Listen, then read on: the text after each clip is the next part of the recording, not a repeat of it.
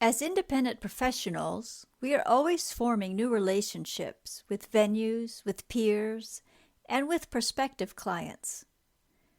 Today I want to bring attention to a new type of partnership, one that maybe gets a little less attention in our busy worlds. This type of partnership registered with me one day at a symposium.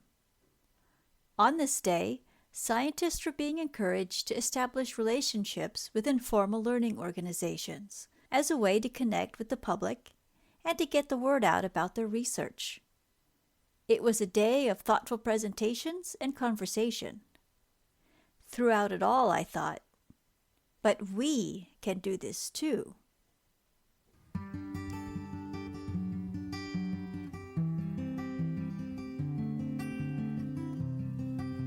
Welcome to Talaterra, a podcast for freelance educators working in natural resource fields and environmental education. This is your host, Tania Marien.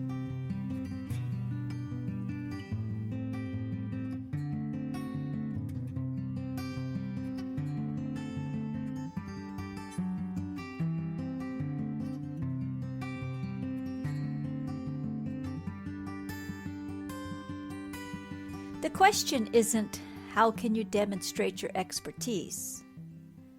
The question is, how can you awaken curiosity, inquiry, and enthusiasm in a way that prompts someone to continue exploring on their own?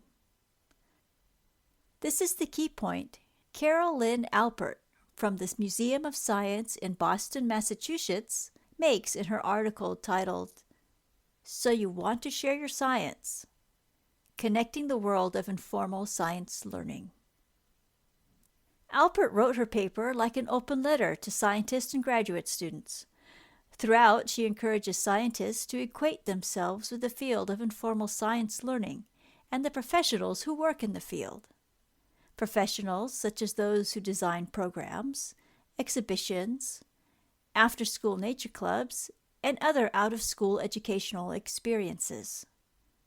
Alpert recommends scientists begin forming relationships with informal science learning organizations so they can leverage the connections, the staff, and the facilities they have. She takes the time to thoughtfully teach scientists how to begin outreach efforts and offers sound advice for informal science learning organizations about how to work with scientists. I wanted to take a moment to consider Alpert's advice for informal science learning organizations. I think this advice is also applicable to people like us, independent informal educators.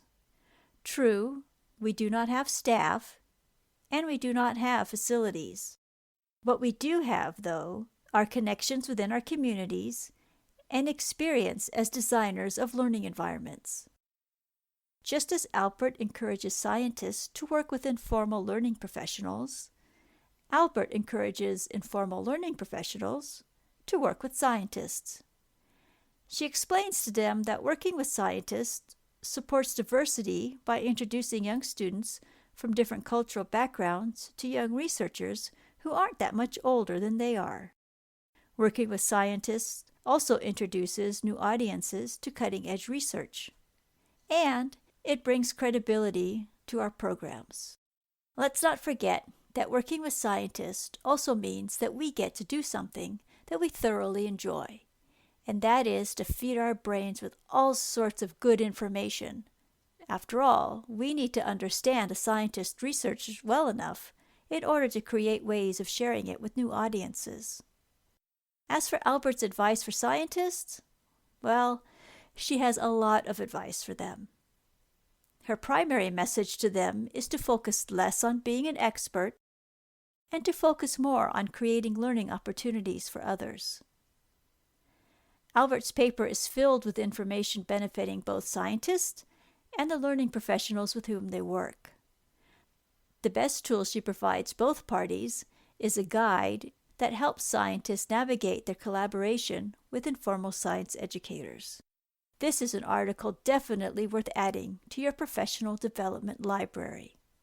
To download a copy of this open access article, visit the show notes for this episode at talaterra.com.